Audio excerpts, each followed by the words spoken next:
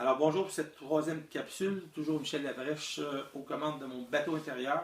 Alors la différence entre mon livre et les autres livres, c'est très facile, c'est que beaucoup de livres existent actuellement et traitent le monde du paranormal, le monde de l'ésotérisme, le monde du métaphysique, le monde de l'occulte, à un niveau qui est psychologique. Alors, il y a beaucoup d'auteurs que je nomme dans mon livre, comme Blavatsky, Allan Kardec, Steiner, Aurobindo, Gurdjieff, Peter Donov, Satprem. Il y en a vraiment beaucoup. Et tous ces auteurs-là sont rentrés dans la psychologie de l'évolution, mais au niveau psychologique. Et moi, ce que je fais finalement, c'est que j'essaie d'aller au-delà d'eux et avec une vibration qui correspond à un fil de continuité, d'intelligence entre les sujets qui sont développés au fil de la collection. Donc, il y a environ 2300 pages sur 8 volumes.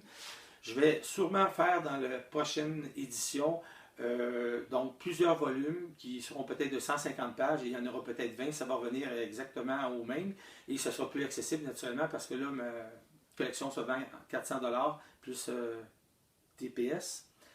Et finalement, c'est sûr que c'est moins accessible, mais ça peut être accessible par une façon de le financer.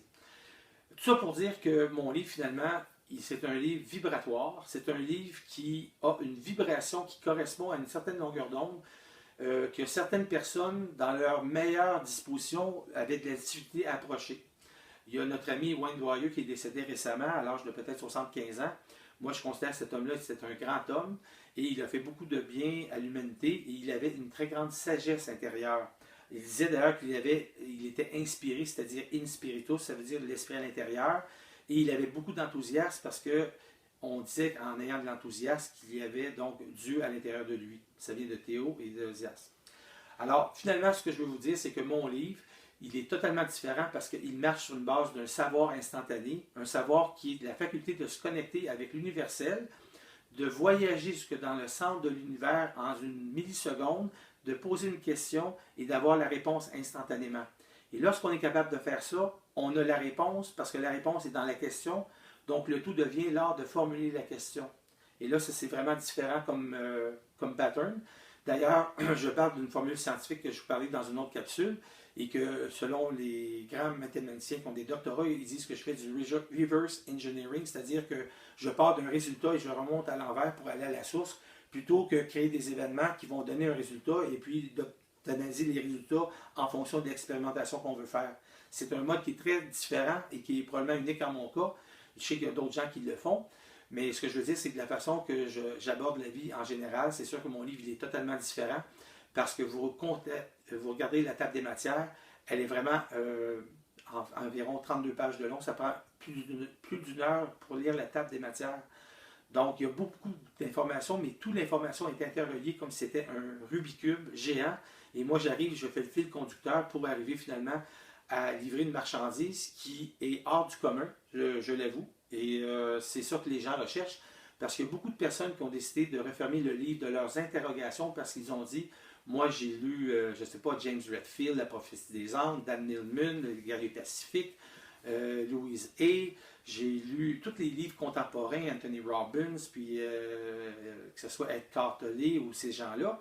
Puis à un moment donné, ben, on se rend compte que ces gens-là vont frapper une espèce, pas de mur psychologique, mais un état où ils sont incapables d'aller au-delà de la psyché contemporaine, puis ils ne sont pas capables d'afficher une vibration qui est supérieure en énergie, qui est dans l'instantanéité, puis finalement, tout est dans le timbre de la voix qu'on va prononcer, parce que finalement, je pourrais dire des mots très ordinaires, mais juste avec l'intonation et la vibration pourrait passer entre moi et la personne qui va m'écouter. Mais naturellement, j'essaie d'être intelligible dans mon livre et j'essaie de couvrir pour le plus grand nombre de personnes possible.